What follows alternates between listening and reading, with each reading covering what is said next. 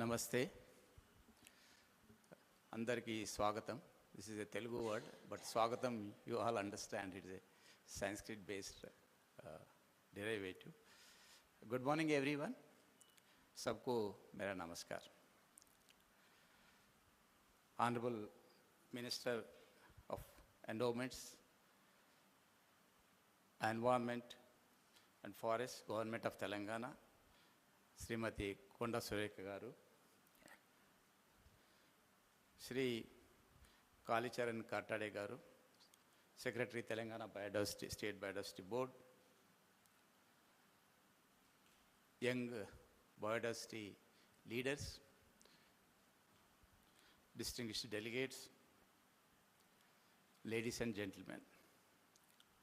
I also take this opportunity to invite dignitaries, my seniors in the service, Shri Goyal ji, Dr. Mathur ji, and other dignitaries, Neelima Jarad ji, and ex-CAA, Confederation of Indian Industry President Harish Chandra Prasad garu, Professor Srinivas garu, and all dignitaries to this National Youth Biodiversity Conference. Friends, we are fortunate to be here in the sylvan surroundings of Kanha Shantivanam. Actually, it is a living laboratory. You don't need any, actually, if you say that lectures or speakers like me are not required, if you go around itself, it will teach you all about biodiversity. So therefore, I congratulate the Telangana State Biodiversity Board and Telangana government for having selected this as a venue. Generally, we go for the hotels and the auditoriums and the halls in the city, but they have brought 40-50 kilometers away from the city. But this is the actual a suitable venue for a National Youth Biodiversity Conference.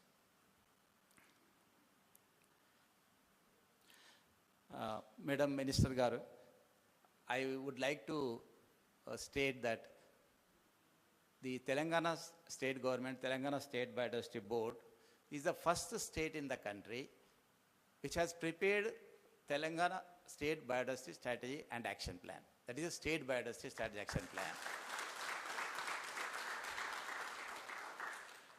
Based on post-adoption of Kunming-Montreal Global Biodiversity Framework. This is a framework which was driven by the Convention on Biological Diversity in the 15th COP, Conference of Parties. And the state government and Biodiversity Board really deserve a big hand, and we all should congratulate them for taking this initiative. It is with immense joy I stand before all of you, because I have been in this field since 2009 and continuing in one way or other with biodiversity, even though I served as a Secretary Biodiversity Authority between 2019 and 14. Thereafter, I came back to my cadre, that is Arunachal, Goa, Mizoram and Union Territories cadre. But I had a link with the biodiversity always, thanks to National Biodiversity Authority and all my seniors who have been very, given me opportunity to be in touch with the subject.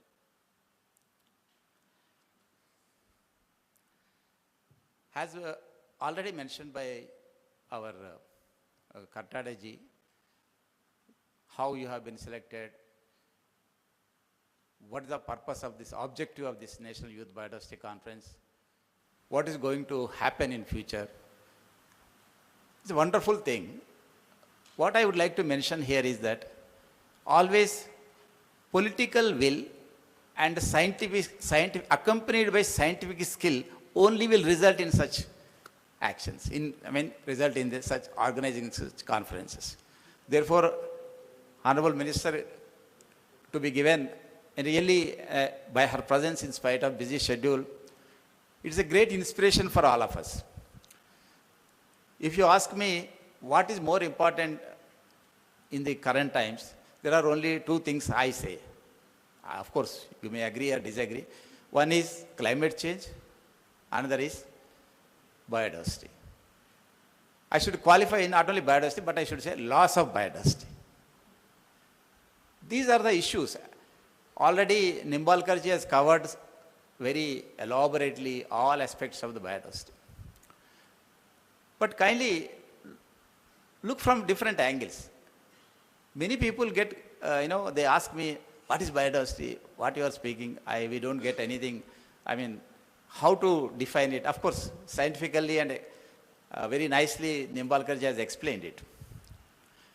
But to others, for example, media, for the political executive, for the intellectuals who are in planning and other higher this thing, they have a general, impression is that biodiversity means it is very difficult to, subject cannot be articulated properly. It is difficult to articulate properly. So the challenge why you are all called here is that biodiversity is a multidimensional, multidisciplinary subject. So this is how you should start with.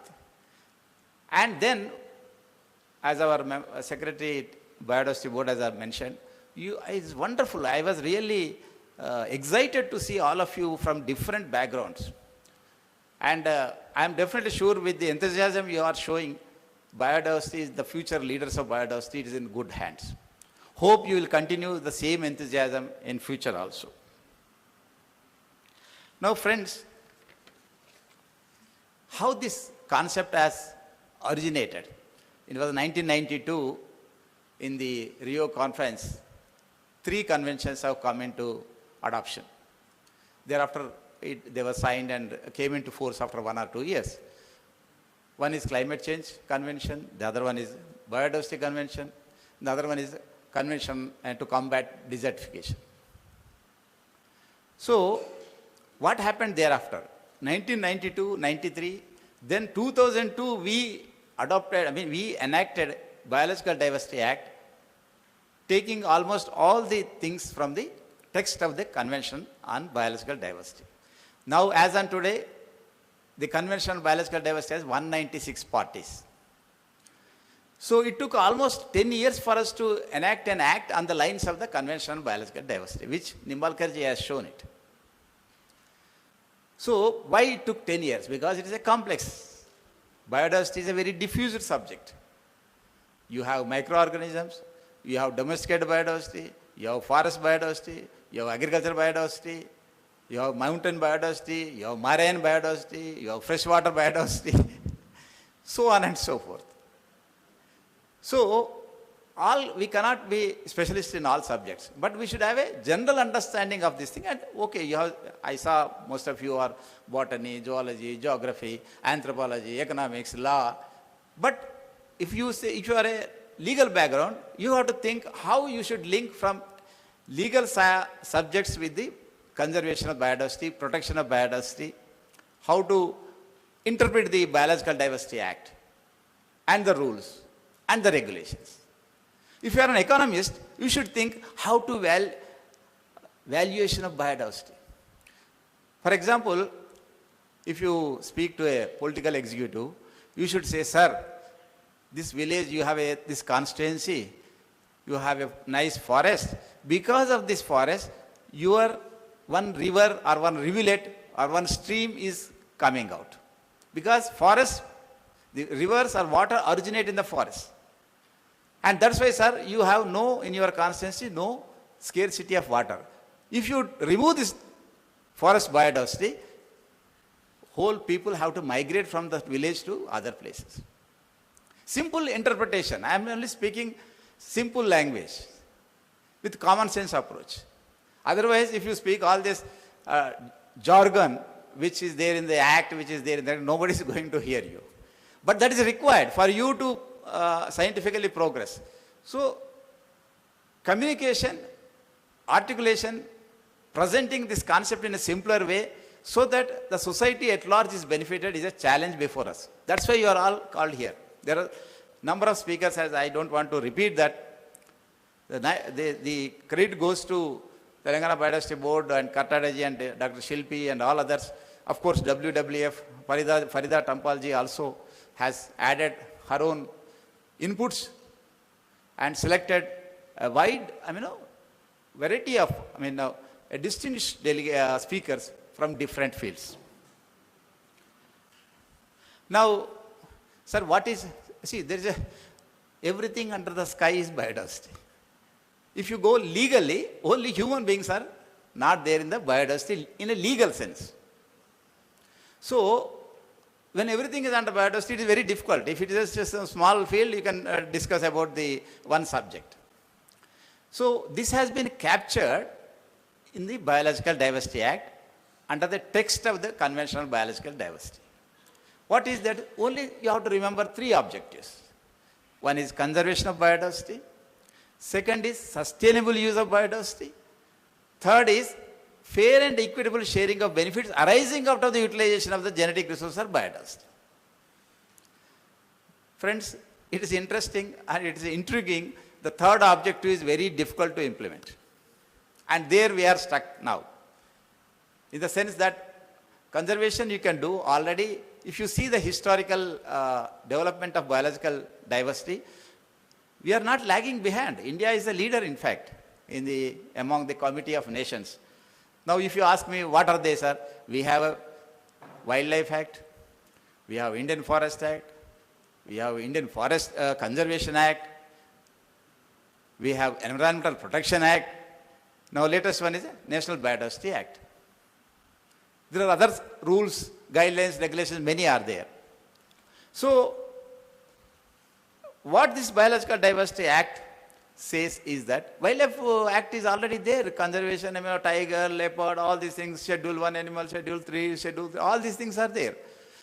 But Biological Diversity Act facilitates you utilize the biodiversity on a sustainable basis. That means if you have the bank account, fixed deposit, what you will do? You will put some money, but recurring deposit, what you will get? Interest every 3 months. Your capital remains same, but you consume the interest for your expenditure. So sustainable use means the original biodiversity will remain as it is. And you will utilize the interest only. So this is how you have to explain to the people and media and the political executive. Now, Nimbalkarji has shown very nicely that transition from wild to cultivated. You know, I'll give one example. We all nowadays use sunflower oil. We all use, You know, sunflower was once upon a time, about 50, 60 years back, it was not a cultivated crop. A Russian scientist, Pushtovite, has developed by selective breeding and other things, he has developed it into a cultivated crop. If you go thousands of years back, the women during those times, they were actually really biodiversity conservers. They selected the seed, they went on sowing it, then selection process was there. That is how wheat, rice, maize, all these crops have come from the wild to the cultivated. As he mentioned, some are difficult to cultivate, but with advanced technology, people are even cultivating the wild species. In the orchids also, a lot of hybrids have come, and the business in the orchids is crores of rupees. In the Southeast Asian countries, dominate in the orchid. But do you know, one wild orchid, if selected, will cost 5 lakhs to 1 crore. So therefore, that conservation of that wild orchid, if you are a botanist, you should try to see always what are the wild orchids available in the forest. Why? Because that wild orchid will give genes to develop some hybrids. Now, access benefit sharing mechanism, Nimbalkarji has mentioned. Let me explain what is access benefit sharing all about. For example, wild orchid, you have taken one gene and you have put in the hybrid orchid which is cultivated in the greenhouses and evolved a nice variety.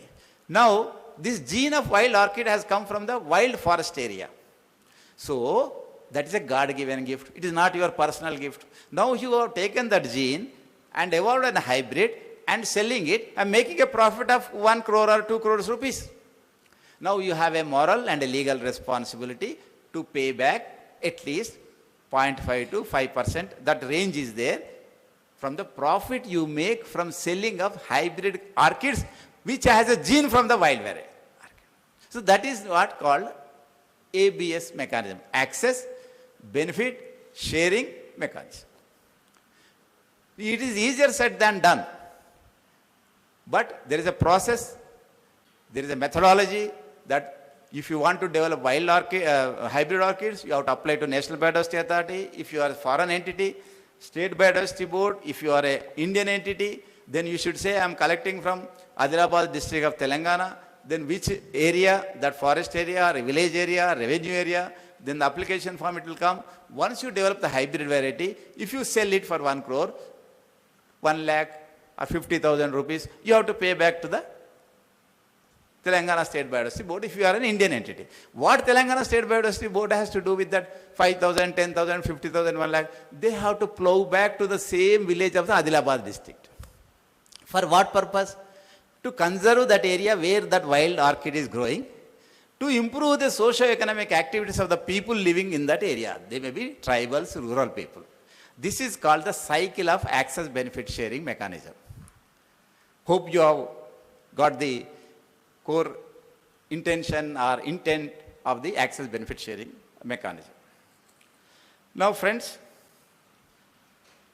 as mentioned by our secretary, you are a passionate biodiversity leaders. Now, the presence of Honorable Minister, in spite of our busy schedule, should be an inspiration for all of us.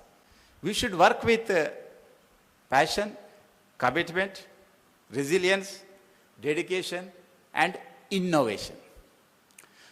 If you think that business as usual, it will not serve the purpose. You have to be innovative in conservation, developing conservation strategies, and encourage the companies and industries to use your products and ask them to pay back amount so that the bioresources are preserved. Now I will tell one example from Telangana. Amarachinta village is there in Mayamnagar district. One person exported neem leaves. He got some 5 to 10 lakhs rupees. He is a nice young entrepreneur. हमारे पास आया sir ये है तो हम export permit दिया. I was a secretary NBA at that time. So I went back to Amarachinta village and given 20,000 rupees to BMC. This is your benefit sharing.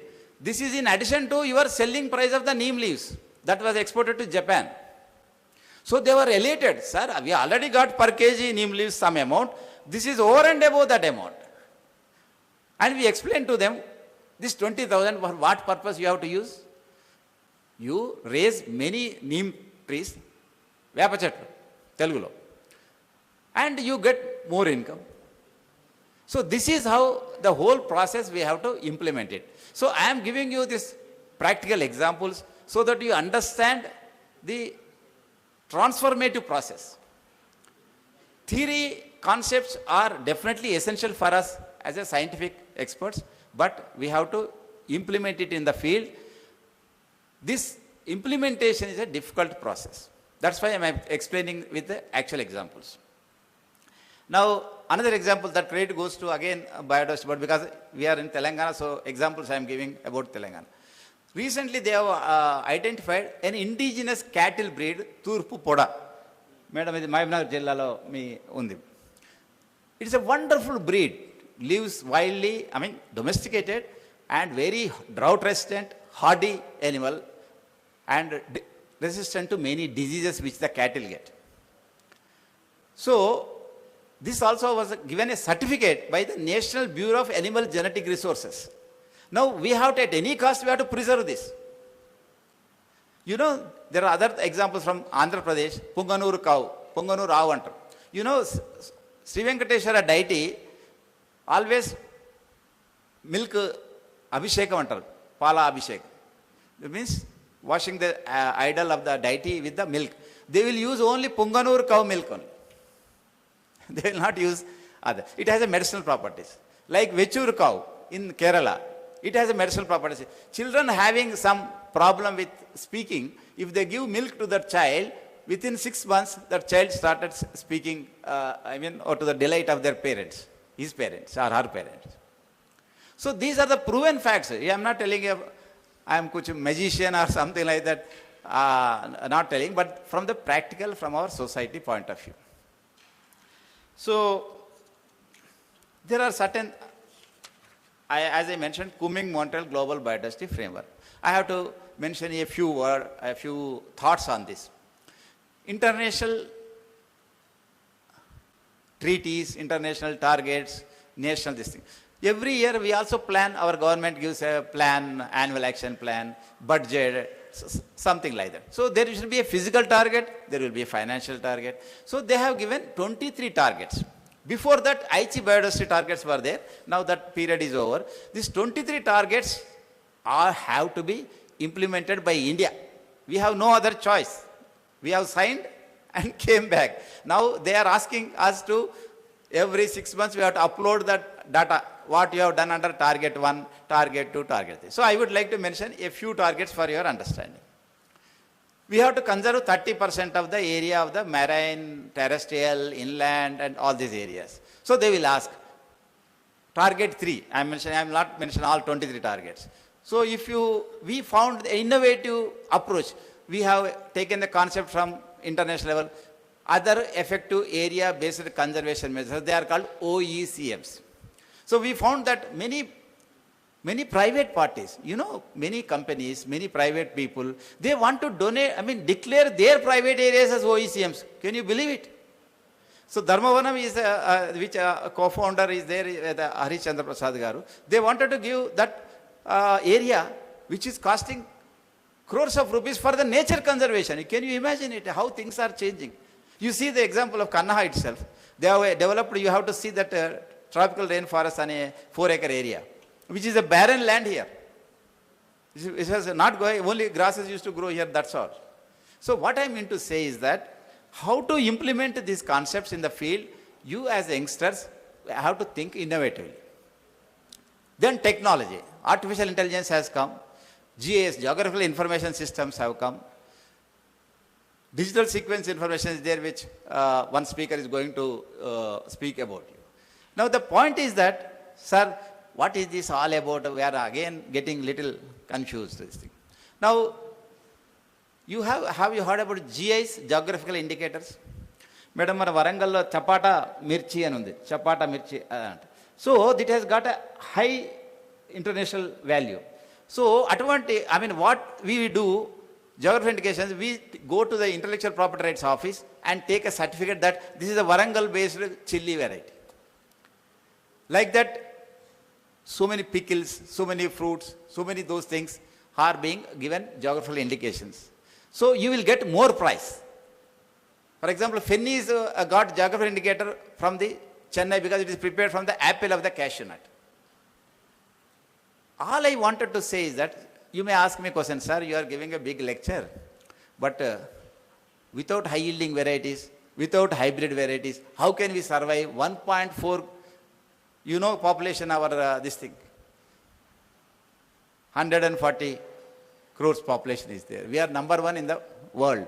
Now what I wanted to say is, when you go to farmer, when you go to village, when you go to BMC, they will laugh at you if you say, conserve biodiversity, conserve biodiversity. Then they will say, sir, if I grow the local indigenous varieties, I will get 1 quintal per acre. Just I am giving an example. But if I grow for high yielding varieties, I will get 5 quintals per acre.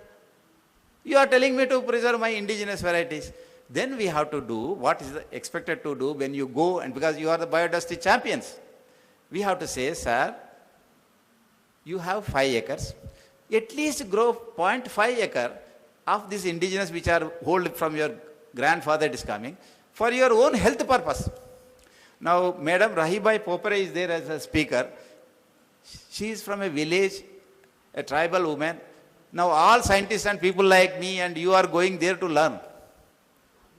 She has preserved all local varieties of fruits, vegetables, this thing, and she is curing many diseases of the rural people. The nutritional value of the local, the yield is less, the nutritional value is more. So this is how you have to interpret the importance of biodiversity. Now, one more example I will give. For example, you are having high yielding varieties of cotton.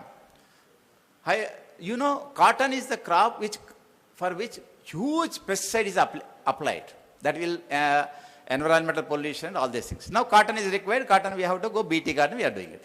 What you should say, what you do, if the disease comes to cotton, that cotton, entire hundreds and thousands of hectares of cotton will be vanished. So you need local varieties to introgress a resistant gene into that variety. So therefore, you preserve these local varieties also side by side. And we will get ABS mechanism. If scientists come and select your gene from your village, from your local variety, if they go and develop a hybrid variety cotton, sir, you will get huge money. And I have shown, Amarchinta village example I have given, you see, neem leaves, they have exported to Japan and they got the money. You also will get the money like that. Unfortunately, we are poor in communication. We are not able to come. That's why this conference is being held. Thanks to Honorable Ministers and the Telangana Biodiversity Board for taking this initiative. Because you are the future leaders. Our lifespan, we have crossed 60, 65, and we are into sunset phase. But you are into sunrise phase. So you have to imbibe all these qualities, all these motivating factors for the sake of your children and your grandchildren. That is the point I would like to make. Jiva Vividita. One more example I will give. Honorable Minister may know it because I am from old Warangal district. Ma daggara, I am Telugu, I am speaking. Adondakai, I will also speak in English. Adondakai, whose scientific name is Capparis jailanicus. You know, my grandfathers, and I am from a village, they used to eat before the rains. Adondakai ekkadunna tiskarani. I mean, wherever it is available, they used to be wild growing in my village. Now, unfortunately, it is a tragedy. In my village, my mother is 85 years old. When I go, Mama, you prepare a pickle of Adonda, means not available in our village, she says. How come in one generation we lost Adondakaya from my village? Because they used to get, when you get rains after summer, you get lot of diseases. So they used to eat this Adondakaya, which is little bit sour. Its scientific name is Capparis jailanicus. You can refer the Google Mata is there. Any information is available. In fact, information overload है. हम लोग को क्या करना समझ में नहीं आता. इतना information है. So the point is that you have to select those things for your communication strategy. So I went and spoke to old timers and this thing, what is this by? Then they told, sir, you are IFS, you get a regularly monthly salary and you are coming on telling all stories to our village. You come and stay village and raise Adondakaya. So definitely they will speak like that. So the point I am trying to tell you is that, but if you have a piece of land, preserve at least a few plants for your own health purpose. See, this is how we have to preserve some species at least. So this is how biodiversity loss is there. I am giving the practical examples from my own village, from my own Warangal district. Now I belong to another day, same district as bifurcated, Janagaon district. So these are the things, what was the medicinal value? Because olden days, mein itna allopathic injections, ye sab nahi hai, 60, 70 years back. How they survived? Every season they used to eat seasonal fruits. Now you don't get seasonal fruits, only every time, whether it's summer or winter, you will get cauliflower. The point I try to understand this thing, but we have forgotten to eat seasonal fruits and that's why our immunity levels have gone down. Now COVID nahi hai, COVID ka baap bhi aayega bhi, aane wala mein. So then we will pass this thing. You know, this Tinospora, what is that called? Tipatiga. During COVID time, everybody started seeing it. It grows in the Hyderabad on the electric wires, wherever wasteland is there. Everybody started eating that leaf. It has definitely some medicinal properties, but when nothing is working, whatever is available, we will eat. Because we will die if COVID is such a dangerous disease. So everybody started realizing at least name of Tipatiga, that is Telugu, but Tinospora cardifolia is the scientific name. Had you not preserved Tipatiga, then you would not have eaten, and you don't. Some people have served that without taking those who are in the village, they had eaten that only. So these are the points I would like to share with you. Now the issue is one more 2 minutes. Okay. So just I would like to share. Now you have seen in the newspapers everywhere leopard is coming into the city. Bear is attacking this thing, leopard is coming, elephants are also coming into Andhra Pradesh, which was never done in 10 years back or 20 years back. Why it is happening? there is a concept called invasive alien species. You know, Parthenium, Lantana, Eupatorium, they have come and occupied all our forest areas. So, wherever they are there, grasses will not be there. If grasses are not there, deer will not be there, elephants will not, they will come into our agriculture fields. So, biodiversity is such a dicey subject. If you don't maintain the ecological balance, they will invade our villages. Monkeys have become large number because monkeys are not getting any fruits in the wild. All are staying in the villages now. So the point is that you have to understand why this population.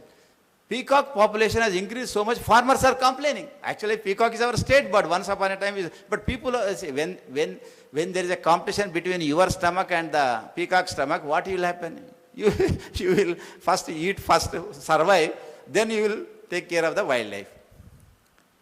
So peacock population has increased. In Goa, we have a study. One NGO has made a nice study. They have come and told me, I was officer in Goa working. Sir, peacocks have increased so much because the local fox has become extinct or completely vanished. Because they used to eat the eggs of the peacock. And that used to be control the balance. So like a snake and rat. So these are the things I shared this thing. So human-wildlife conflict has come. And that is one aspect. One last point, traditional knowledge. Traditional knowledge, you have to study a lot. Whenever you go to villages, tribal people, we think that they are illiterate, they don't know anything. And this. I still challenge, I have seen myself, they are curing many diseases without just for 5 rupees. Because they can't afford to come to cities and get this thing, 10 rupees maximum. Many of the general diseases, I mean to say, because from years, thousands of years, that transmitted from their grandfather, father and this. I am not telling that all things are having a validity or they are proved, but many have been taking this thing. I used to see as a child, whenever there is a cut in the village by axe or knife while cutting the rice crop, they used to put kalamanda. Kalamanda means agave. They never took tetanus injection. Olden days tetanus injection is janta bhi nahi. So agave, that gelatinous white substance they used to put. Burn, immediately they used to put. And my sister got burnt, immediately she put burn, that mark is not there.